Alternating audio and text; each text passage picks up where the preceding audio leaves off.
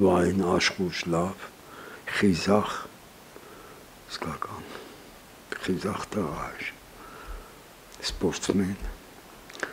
մանկուց հաճախում էր Գյումրի քաղաքում լողի, լողավազաններ, հետո բանակտեղ բիատլոն էր, բարավետ գնացել էր մի տեղ, ինչ-որ առաջի տեղներ ընկել։ Եկել օդպուստ, տեսել եմ, խոսացել եմ, շատ ուրախ, շատ լավ ծառայում էր։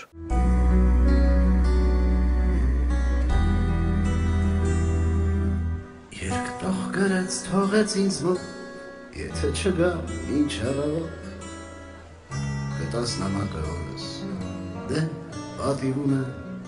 Ծնողներն սպասում էին, որ դու վերադարձի։ Պատիվ ունեմ, նա ինձ ասաց, և նույն պահին էլ հեռացա, բայց ետ չեկա,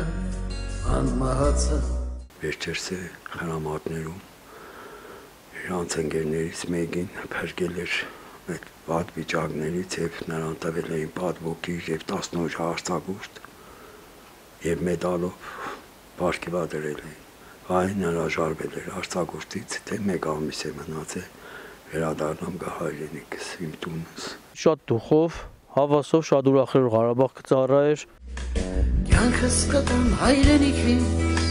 հոգիս Աստծու պատիվս ինձ, զենքս որդուս իսկ սերս մայրերին կտամ։ Մարը ասեց, որ 12-ի երեկոյան, ամսու 12-ի երեկոյան, 8-ի սահմաններում հեռախոսազրույց ունեցել մոտավորապես 30 րոպե մորը հետ հեռախոսազրույցից հետո ժամի 9-ի սահմաններում հետո